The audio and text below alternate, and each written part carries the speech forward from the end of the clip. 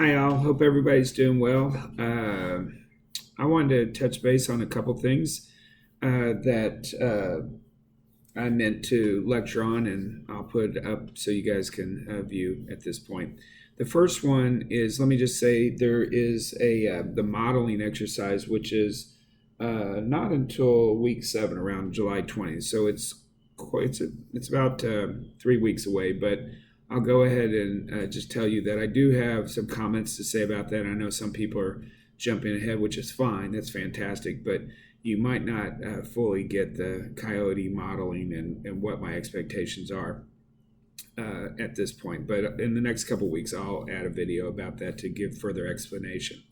Today, though, I want to talk about the video that you watched this week, the OK Go video, where the group is creating music using a car on a obstacle course, or a course where they put out instruments or things to replicate instruments to create the sound. And my question was, how much of the sound was recorded on site and how much was recorded in the studio? And I wanted you to give me a percentage, like 70-30, 40-60, 50-50, something like that. And I've read through many of y'all's response. And so this inspired me, like, okay, great, this is where I need to come in and comment. This also helps to the idea of the illusion of art. And I know quite a few people have already submitted their writings on the illusion of art. And if you want to resubmit something after this talk, you're more than welcome to, or you can keep what you have, which is fine. I really like that video by OK Go. I don't know if they're a good band. I don't know if the music's any good, but they are their medium is the internet, and so they create video performances, music videos, installations that they videotape, and that's where I asked what are the different types of art that they create. But they do it to place on the internet. As a matter of fact, one of their first videos where I think they became known was them singing on treadmills. So they have a song where they're walking on treadmills. And it's funny, you look at it today and you're like, what's the big deal? But at the time, it was catchy, and I know they've had hundreds of thousands of views at this point of that video, and it's what it is. 3 or 4 guys singing while they're walking on treadmills. So it's interesting. It just adds something. And once again, I don't even know if the music's any good. So in this case, when you try to critique and judge and appreciate art, the first thing that you want to do, and I've said this before, is understand the intent of the artist. And in this case, the artist's intention was to create the illusion that they were playing music with a car and then sing on top of that. And I think they did an excellent job. As a matter of fact, you can look at the way you answer the question of how much of the sound was done on site compared to in the studio to gauge how effective you think they were in trying to achieve their objective and fulfill their intention. So if you said that you think 100% of the sound was done on site, then you think that the artists were successful, that their intention was to make it look like they were creating music with a car, and you feel like they did, and that's it.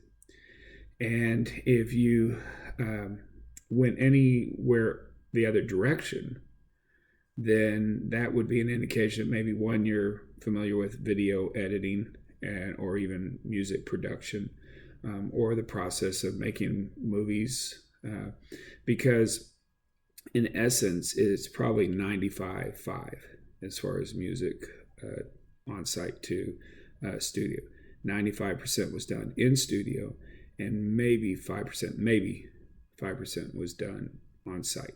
Now, that doesn't mean they didn't record the entire thing the entire time they did it, but it was probably 40, 50, 60 takes that they did that.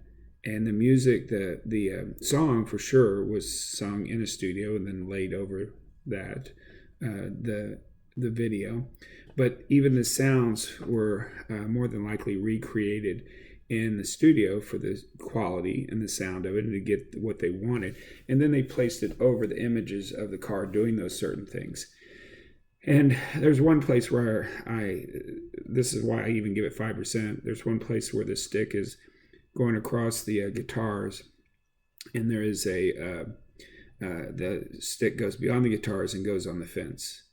And that sounds pretty realistic, and I could see them capturing that and probably even overlaying it there. It wasn't directly to that particular videotape at that time.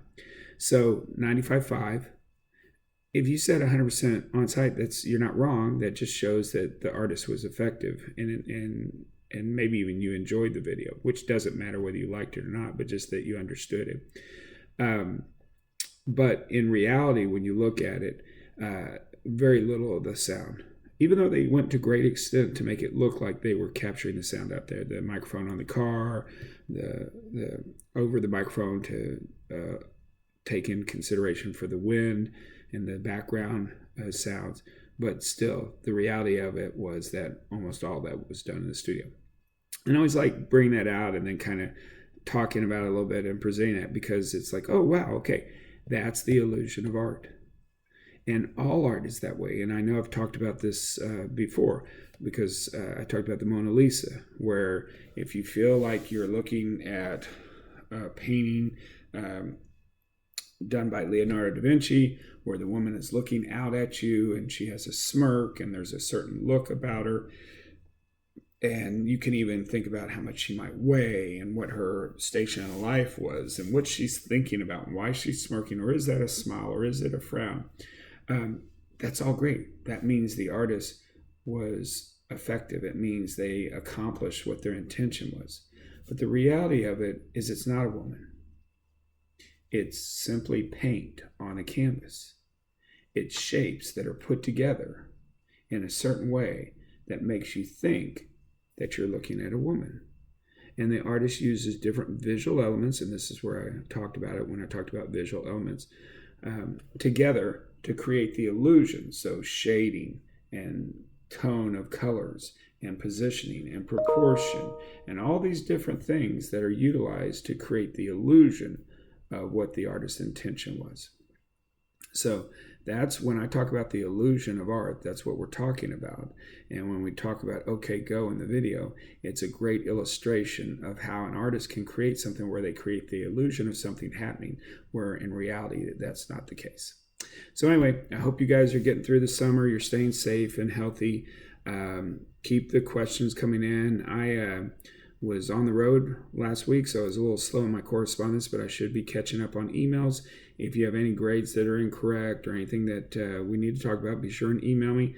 Let me know, and I should be a little quicker on getting back to you guys. So hope everything's okay, and I will see you online.